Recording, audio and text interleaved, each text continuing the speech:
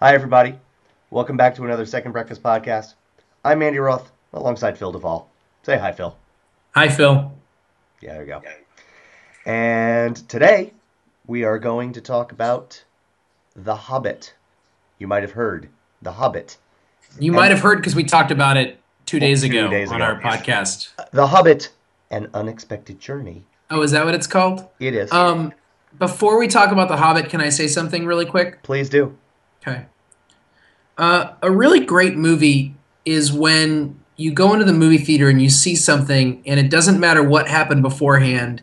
When you walk out of the movie theater, you forget for a while what happened to you and like what happened to you before you walked into the movie theater. You don't actually remember other things that happened that day. It actually sometimes feels like it's even a different day than when you walked into the movie theater. Hmm. And it kind of cuts you to your soul and your core in a way. It makes you start to reevaluate everything and kind of makes you feel differently about the world, even if that only lasts for an hour. Like maybe by the end of that hour, you're back to just being the same jerk you were when you walked into the movie theater. But on the way out, you either want to talk a lot or maybe not even talk at all because you just want to like look around at the world, and you maybe like it makes you drive a little differently than you were driving, and it makes you kind of like maybe you normally listen to music but you just have to kind of keep the music off for a little bit and try to think.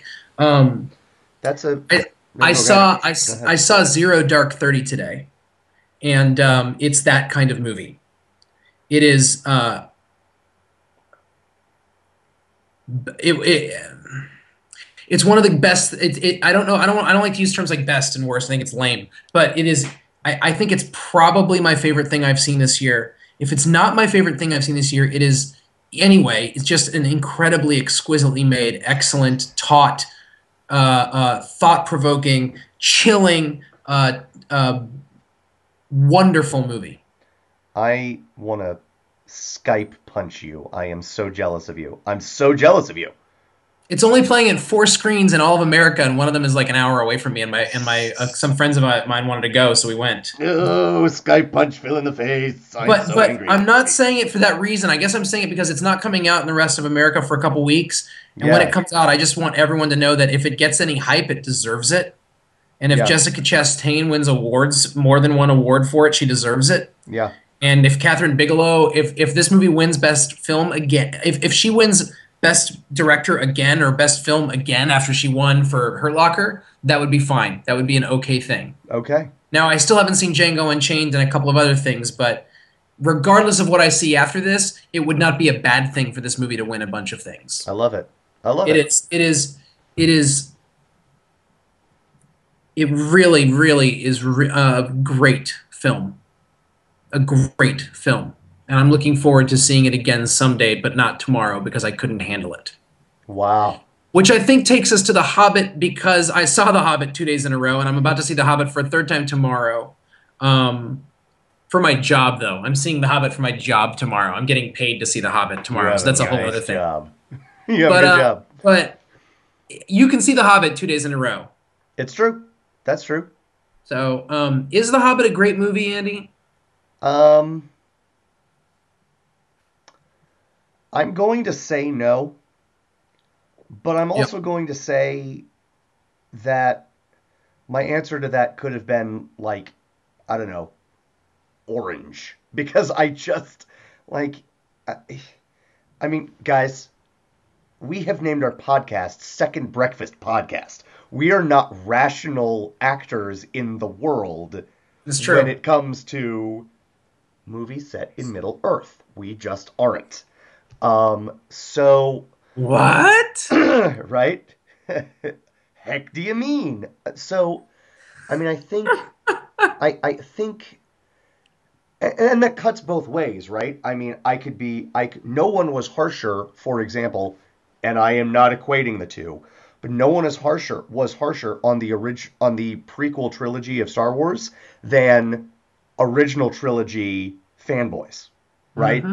So the fact that I am not rational when it comes to Lord of the Rings doesn't mean that I am an apologist for Lord of the Rings necessarily. Yep. Necessarily. So Yep. I don't think it's a great movie. Um, It's a good movie.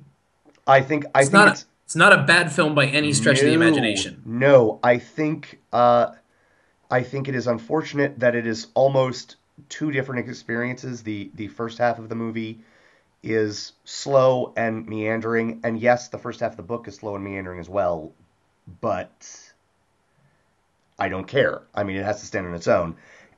And but it's nice that the second half, which means like the part of the movie that carries you out of the theater, is spectacular. Yep. It is Yeah. just amazing. And and I think actually, Phil, I think I'm going to change my answer from is it a good movie? Is it a great movie? No, I'm going to change my answer actually to incomplete, and I'll tell you why. Because I don't know that for the rest of my life I will ever watch Fellowship of the Ring alone again. And I don't mean that I'll watch them always in like a marathon in one day, but I don't know that I would watch Fellowship of the Ring without knowing that I could watch Two Towers and Return of the King within, say, a week, you know? Um, and so things like the 8 different endings on Return of the King, which I've never had a problem with, makes sense when you look at it as one 11 and a half to 12-hour movie. Yep. Well, I mean, that's probably what we're in for here as well. And when you look at it from that perspective, an hour to an hour and a half of setup is not too much time to take. Hmm.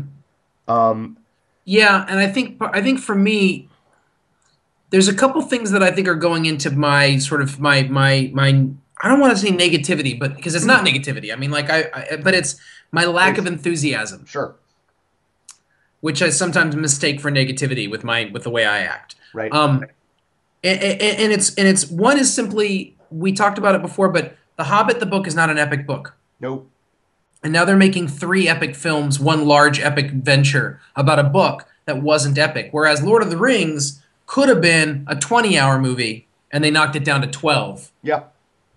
Um, Yes. and, and, and so this could probably be, if you were going to really make it real, a 4-hour movie, and they're making it a 6 or 7 hour movie. Yeah. Or maybe 8 or 9, depending on how long when you look at the extended editions of these, which they will have. It's true. So that's an interesting thing to me. And I've heard, well, they're using the indexes from okay, whatever. They're using appendices from Lord of the Rings for The Hobbit, and I get that. I think it suffers from my knowledge, my memory of The Hobbit. I think it suffers from the fact that Interesting. I think it suffers from the fact that The Hobbit is not as big of a story as Lord of the Rings in the sense of scope of what it's about. The Lord of the Rings is about the potential end of the world as they know it. The Yeah. Hobbit is not about that by any stretch of the imagination. That's true. Okay, That's true. and I can see them trying to set it up to kind of make it about that, but it's not about that. And let me ask you a question real quick because what you've said is really interesting, and I want to sort of parse it a bit. Sure. I agree with you that the Hobbit is not an epic story, but I Right. think what's interesting is where the Hobbit the movie fails.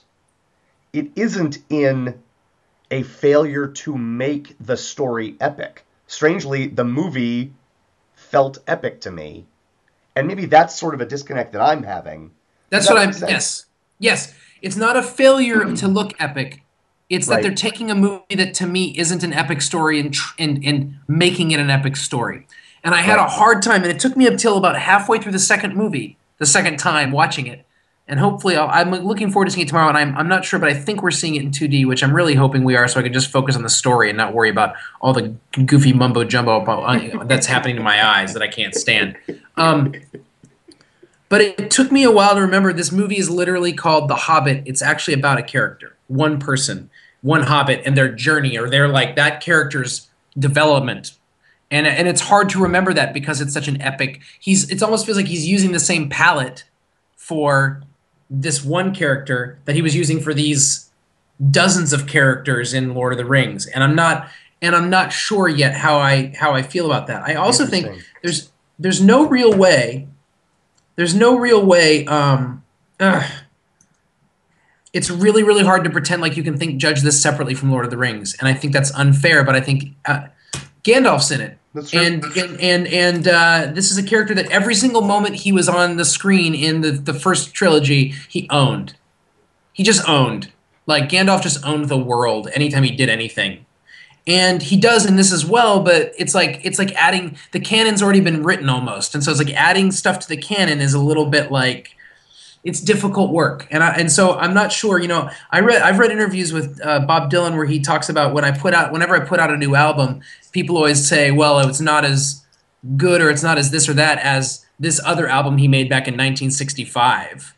And he says that's really weird to compare me to myself. I would rather people be comparing me to the other musicians that are out right now. I just put an album out right now. Right. So how about comparing the album I just put out to all the other people who just put out albums right now, rather than comparing Bob Dylan in 2005 or 2012 to Bob Dylan in 1963, because that's not fair. It's a wholly different world, and that's really. And sometimes I think it depends on the mood I'm in. I think I'm like, oh, don't be such a baby, or I'm like, that makes perfect sense. And I sort of feel like it's really like I want to not judge The Hobbit based on Lord of the Rings, except I don't know how not to. It's made by the same person. It's got the same cast. It's got the same. I mean, it's hard not to. It's a very difficult thing to not judge it by the same standard of Lord of the Rings, especially when he's basically creating a Lord of the Rings type movie.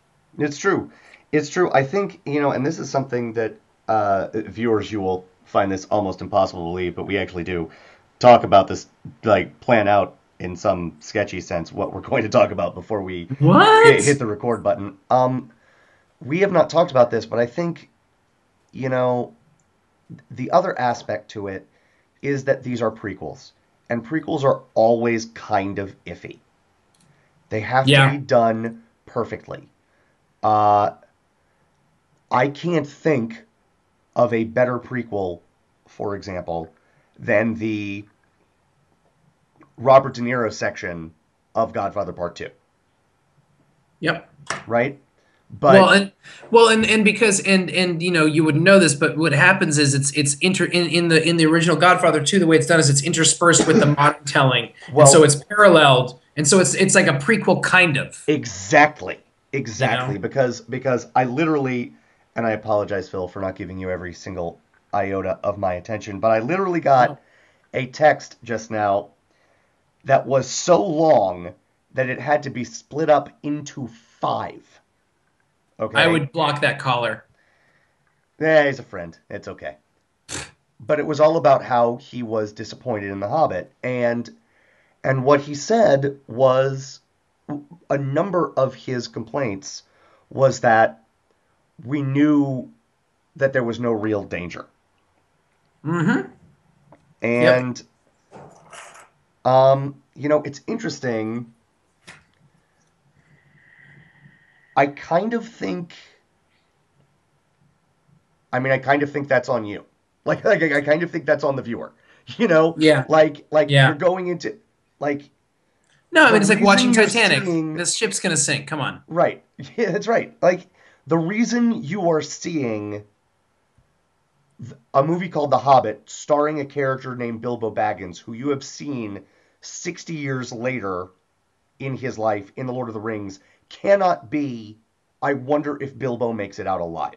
Sure. That can't. Well, I just watched a 2.5 hour movie about the killing of Osama bin Laden. Right. Which, by the way, spoiler, that's basically the climax of the movie. Everybody knows that. Right. and I think there is some. In other words, we've talked on this podcast. You've just added Zero Dark 30 to the list. We talk about this on this podcast about things like Lincoln, about things like Apollo 13, which are very exciting, even though you know how they're going to end. Sure. And I don't think that's a failure of every other movie. I think that is something inherent in those movies. I think they are exemplary movies. Yep. If in no other way, and I think they are, in no other way are they exemplary. They are exemplary in that way. And it also has to do with this. I didn't know the story of Apollo 13 before I saw the movie. I figured I would have heard of it if they had all died. And with Lincoln, that you at least have is this where it passes? Is it? Right. Or did this is the time that it passes, right? And then of course there's the he's going to the movies. Anyways. They actually did this moment in Lincoln when he goes off to Ford Theater where right when he's walking out the door, his valet, turns around and looks, he says goodbye to him and then, stops and turns and watches him walk away one last time, and sort of as if he knows it's the last time. And I was like, don't do that. Right, right. Inexplicably poor directing choices in that Steven movie. Spielberg, I don't know that they're inexplicable. I think Steven Spielberg has a track record of Mawkish. the ham fist, Indeed. just fists full of ham. That man. Can we talk Indeed. about what we like? I want to know what. So talk to me about what you loved and what you liked about Hobbit. What did you love Okay. and what you like about Okay. the Hobbit? I'm going to start because I think it's the funniest thing in the movie. I'm going to start with something that's a little bit snarky. Okay. Are we going to spoiler here or no? Like, what's our thoughts on I that? would rather not. I would rather Okay. not. But again, it's a book that clearly everyone knows. So, or they've seen the Lord of the Rings movies. So I'm not Okay. super worried about it. But viewers, will try and steer clear of huge spoilers. Yeah. So my first snarky thing is I love that, like, you've got Gandalf, who you know, he looks the same. You've got Bilbo, who, I mean, Mr. Holm, I think you're wonderful. Martin Freeman is a better looking guy than you, and he's younger, but better looking guy. Richard Okay. Armitage plays Thorin. He's the head honcho. He is the Aragorn of this movie. And then all of the other hobbits, all the other dwarves are made to look hideous, Hideous. except for one, and Right. it is Keeley, Right. played by a guy named Aidan Turner, who is a very attractive man, and he is not only not made up to look hideous, he is like perfectly stubbled. He is like it's like he is 5 o'clock shadowed in Yeah. precisely that way that says I He's don't Don care. Johnson. He's Don Johnson in Miami Vice. He's Yeah. like the hipster dwarf. Like, oh, Yeah. this? Oh, I don't care. I don't care what I No look big like. deal. No big Whatever. deal. Also, dwarves always shoot. Dwarves always use axes, but I shoot arrows like an elf. It's true. Yes. If Thorin is Okay. is Aragorn, Keeley is totally Legolas. I gotta not me. We on either my Facebook posting of one of our podcasts or on the actual Second Breakfast page, a friend of mine said we need to talk about the fact that Thorin was kind of hot. Um, Right. Madison, we're not going to talk about that. I'm glad that you have a new That's dwarven lovely for you, Madison. uh, snuggle bunny, but you know, I mean, I But mean, it is odd. It is odd that they choose to make the main elf just or dwarf just not dwarfish looking at all. at all, zero dwarf Just looking. looks like a guy. Um, yes. A weird choice. So now we're Yeah. 20 minutes in, and you actually haven't told me anything you liked about the movie yet. Oh well, I mean, Because look, you don't actually like that. I right, it's true, it's true. Um, I did. Well, here's what I'll start with. Martin Freeman is Bilbo. He just Perfect. like when they announced they were making the movies, because you know this, I've been a fan of Martin Freeman since the British version of The Office. It's true. Um, and and he was in another sort of thankless adaptation where I think they did as good a job as it could have Hitchhiker's been Guide. done. Hitchhiker's Guide. He was great, Yeah. and it wasn't a wonderful movie because how do you make that movie into a movie? In that book into a movie? You can't. But I Right. think they did as good a job as it could have been done, and he was wonderful as Arthur Dent, and he is so he is he's that sense that you were talking about with Yeah. Zero Dark 30, his performance gives me that feeling. It's so It's heartwarming it's and very special performance. If you are a yes, fan of Bilbo Baggins, which I am, and I love Ian Holm yes, as Bilbo me Baggins, too. he reminds me of my dad. Nice. There is a sort of a goofy gentleness and sort of there's a silliness to Bilbo, Yes. and that is also mixed at the same time with an almost odd like snipiness every once in a while, like a little bit of like nom, nom, nom, nom, like a little bit of snarky, not snarky actually, but like grumpiness.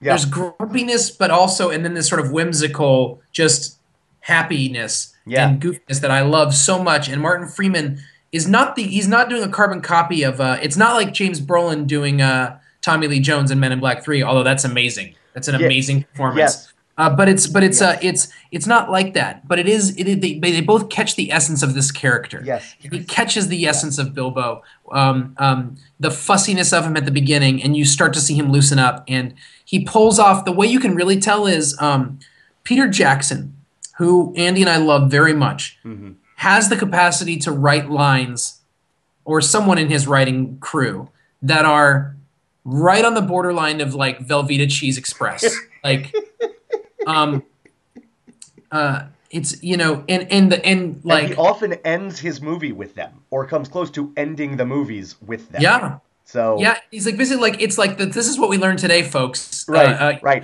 And Now go out of the theater with this the last thing on your head. Yes. every moment, if you're not fully sincere, every moment every moment with Samwise Gamgee when he's just like, "There's evil in the world, Mister Frodo," and we've got to fight it, or like, and I mean not to. He told me not to leave you, and I mean not to, like tears.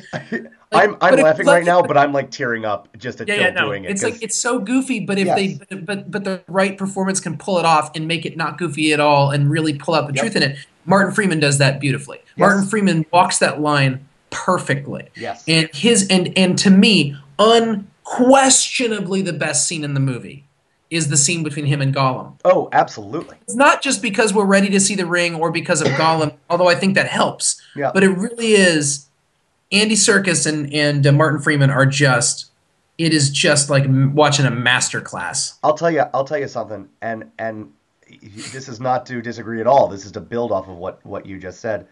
I thought Gollum looked real in the Lord of the Rings. I mean, I'm convinced that they actually the reason that these movies are being made a decade later is because it took them a decade to grow the clone in an Right, actual lab, right, right. It's an actual person. and Or then figure out how to it took place Andy Andy Circus Serkis's it took brain. Andy Circus that long to lose that much weight. Yeah, that's right. That's right. Total He's been on a castaway issue. real strict heroin regimen. And Yes. just the thing I'd say real quick about both Ian Holm and Martin Freeman as Bilbo, because I agree with you, I love them both. One of the things I love uh, about Freeman's performance is you're right, he isn't aping him, right? But you can see the little touches that are not things that you recognize from Martin Freeman's other acting performances, yeah. but are things from Ian Holman's performance as Bilbo. And what that enables him to do, it is not for example, Ewan McGregor impersonating Alec Guinness as Obi-Wan Kenobi. Right. It is not even uh, the send up, as you mentioned, of Tommy Lee Jones that Josh Brolin does, which I loved. I loved it. It's great. He is better than It's someone more who is like not. it's Yeah. more like Daniel Day Lewis's Abraham Lincoln or Anthony Hopkins's Richard Nixon, where it's like, look, we Yep. don't look exactly alike, but I'm going to find the Yep. essence of this character. Don't worry about it. Yes. That is it. You know, That's it. you know. That's it. Um. Um. Oh, Let's so let's talk about other things I loved, and let's stick with the acting. There's like a 20-minute period where it's like where it's like Peter Jackson going, "Look who I brought back to New Zealand. Look who I brought back to New Zealand." But with the unfortunate exception of Christopher Lee, who is a wonderful actor. I love him in everything. He's he's getting a little old. He's yeah, he's like 91 years old. it was you know what it reminded me of? It reminded me of the second Harry Potter movie with Richard Harris, where he was just like you could just He tell couldn't he really was play Gandalf at that point, but they had to have him there. Saruman. No, but I'm saying, yeah. No, I'm sorry. I was thinking of the first one you said, Richard Harris. Oh He yeah, oh couldn't really right, play. What's his Dumbledore, name? Dumbledore. Gargamel, Dumbledore. Yeah, Yeah, Dumbledore. Gandalf. He's basically Whatever. Gandalf. No, you're He right. couldn't You're really right. play But they had to have Dumbledore. him there, and Who would win in a fight between Gandalf and Dumbledore? Gandalf. Okay, I agree. I have a friend who says Dumbledore, but he's wrong. Patrick Green, if you ever watch this, you're an idiot. It's clearly Gandalf, right? It's clearly Gandalf. Dumbledore's pretty amazing, but it's Gandalf. Dumbledore. You know what I'd like to see? Dumbledore versus Gandalf the Grey. Gandalf the White, not a chance. Forget it. Just Yeah, forget we're it. done. We're done here. The 27 Yankees of wisdom. Gandalf was. Oh, you were going to talk about the scene basically when Kate Blanchett is back and Elrond is in it, Yes. and Kate Blanchett is in it for for like probably 2 or 3 minutes of film time, Yeah. and it is the highlight of the movie for me. She I am so the love I have for her is it's not it's an actor love. I mean, it's like the kind of love I'm not embarrassed to talk about in front of my wife. It's not like right. it's just like I have such a huge I just every time she just commands. Yeah. The idea that this is a being they had to figure out it's such tricky when you think about the casting, they had to find someone whose whole thing was to be the most spectacular being alive on earth Yes. that all other beings like just recognize Someone this. whose inner beauty literally pulls people up short. Yes. Literally, Yes. and I look. Kate Blanchett is a beautiful, beautiful woman, But that's but she's beautiful in everything. She's beautiful in everything she does because she's a beautiful woman. Blah. yep. But in this movie and in the Lord of the Rings movies, she and I get that there are technical things that make her actually do this. That's not what I'm talking about. She She glows. glows. Yeah, she glows. No, She you're right glows. though. There's something inside of her that comes out that she they had to find the right person to do that. They could find someone and she's got just a touch of otherworldliness. Yes. She can't pick someone like Tilda Swinton because Tilda Swinton is too specific looking. You Yep. have to have someone that looks it's it's no, she's just like Yes. Elrond, Hugo Weaving, who we have said before that we love on this podcast, and we still love him. What I love, he was part of the parade of, hey, look, I'm back in New Zealand, but they gave him some fun things to do. There was a humor to him that I like they were like he made like a joke with Gandalf. Like yeah, right. It's like because you get to see if them I when it's not the end of the world. It's yes, really nice to see them when it's not the end of the world. that's right. That's You right. know, That was that moment and the moment where Galadriel turns around are the moments where it was like just where that chills. was true. That You know what it I was was going to say? not yeah. What they do with with Galadriel with Kate Blanchett's character, which I think is a huge part of just what she brings to the table. It's not special effects; it's what she brings to the table. Agreed. Anytime an angel shows up in the Bible, an angel shows up to talk to someone. Do you know what they generally have to say to people? The first thing they say, What? "Don't be afraid," because when you see them, you're like terrified. But there's this idea of this otherworldliness that you have to be able to have, but at the same time, a sense of there's wholly other and yet wholly like recognizable as something. An angel I isn't like a beast. I It's love like, that. do you know what I mean? Yeah. And and you see that in the first Lord of the Rings when she is able to go to that place of terror. That's what I was going to say. I love that. And People would. What does she say? People would love me. me All and would love me and and despair.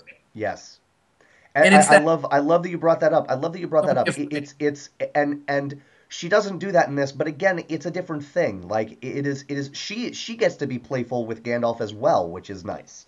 Well, and And there's a sense of you realize that Gandalf, who has respect for certain people, but Gandalf he has respect for certain people, but with Galadriel, it's beyond that. It's like you are the greatest thing that walks the earth. yes, Fascinating. there is That stuff I the love. moment you see Galadriel in The Hobbit, I think I mean more than any other moment in movies that I can remember, Kate Blanchett smiles.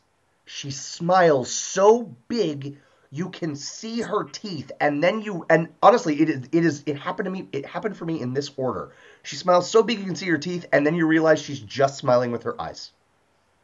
Like, like, Yeah, like you she's hit not it. moving her You hit mouth it. at all, except maybe a Yeah, twitch in the yeah, corner of her mouth. And what yeah. that is the inner light. If I can be a little cheesy, that's the inner light that Phil and I are talking about. Yeah, Like yeah, yeah. it is Hey a Andy, I'm I giving am you wiser permission than to be you. a little. I'm giving you permission to be a little cheesy. Thanks, thanks, thanks. You're my own personal Pete Jackson right there. That's it. That's it. Got Yeah, your back. it really it's she is wonderful. Hugo Weaving is great. There's a like a random um there's what is figwit? Have you heard this term figwit? it's a term for a random elf, and it's the guy who they come to, and he's like, Lord Elrond isn't here, and then Lord Elrond Which comes was, up. by the way, which was Brett from Brett McKenzie from Flight of the Conchords. Yes, yes, that character. So like message boards, the internet has given this character a name called Figwit because he appears in Lord of the Rings and he has one line, and it stands for Frodo is great. Who is that? Because it's like oh, Frodo's great. Wait a minute, who's talking? And so they call him Figwit, and I mean even like it. One thing that Lord of the Rings does really well, and I do think that The Hobbit does this well also, it gives everybody a moment. It doesn't give all 13 dwarves a moment. No, it doesn't. It doesn't, but But the point of them in the book, it's not like, oh man, I miss their incredibly distinct characters from Tolkien's novel. They were yeah, a faceless mass then, except for Thorin. And I think, and I want to point out, besides Killy, who is Legolas Redux, not that he does a bad job, but he's Legolas Redux. yes. I want to say Boffer, who is a guy named James Nesbitt, I believe, and he is a British actor who he starred in a BBC adaptation of the Jekyll and Hyde story called Jekyll. That is Okay. Good really, really name. Aptly interesting. named. Yeah, indeed. It's a really interesting. It's like 6 episodes, and that's it. It's really, really interesting, and it has the most inexplicable last like 4 minutes. And I was like, what did I just watch? That sort of made everything that went before it perfect and sort of ruined it. I can't say anymore, but I have liked him for a while because I thought he was really good in that. And he is the one I am talking about is the one who is standing watch as Bilbo tries to sneak away. Got it. And he's like, well, I honestly I wish you luck. He's the one who looks like Ben Stiller, wearing Ben Stiller dressed as the guy in Dodgeball. Yeah, Yes, he yes. looks like Ben Stiller in Dodgeball. It's kind of ridiculous, but continue. But I just think he has a number of heartwarming moments. He does a really nice job. You know, I don't care. I don't care that the 13 dwarves don't have personalities outside of Thorin and Killy and Heartthrob Killy and this guy Yeah, Boffer. I don't. Who cares? Oh no, that's wrong because there's another guy, Balin, the old guy with the big white beard, who's he's like great. He's great. Can I so just say good. something? I want to say something. I like the dwarf music more than the elf music. There, I said it. I will say this: that song, the Misty Mountain song you hear in the trailer, it Yes. is it is totally transporting when you hear it in the movie. Yeah. And In the then trailer, it's so cheesy, and they shouldn't have put it in the trailer. right, 'Cause in the right. movie, it's awesome. And not only is it awesome when they do it in Bilbo's Hobbit hole, but then Yeah. it becomes their theme, and they use it. They truly use it as a theme. They transpose it to different keys at times. They use different instruments to play it. They speed it up and slow it down so it can be transporting as it is that first time when they sing it, or it can be rousing. There's a point where they're escaping, and they can, and that's what's playing, but it's much faster, and it works, and it's marvelous. Howard Shore, kudos, dude. You did it up again. Well done. Um, Um, so should people who aren't big goofy dorks like us see this movie? absolutely, Okay.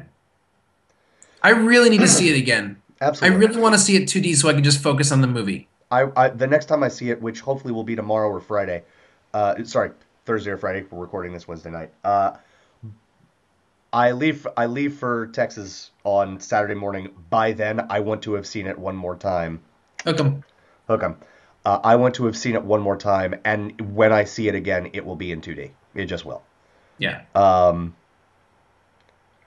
I See it, mean, people, and see it in 2D because the other stuff's just going to hurt your face. it's So we it's talk true. about that in our other podcast, so you can figure that out. It's true.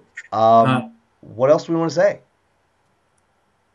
Honestly, I don't know. I'm kind of spent. It's hard to talk about it without just talking about spoilers. Sure. It's hard for me to talk about this movie.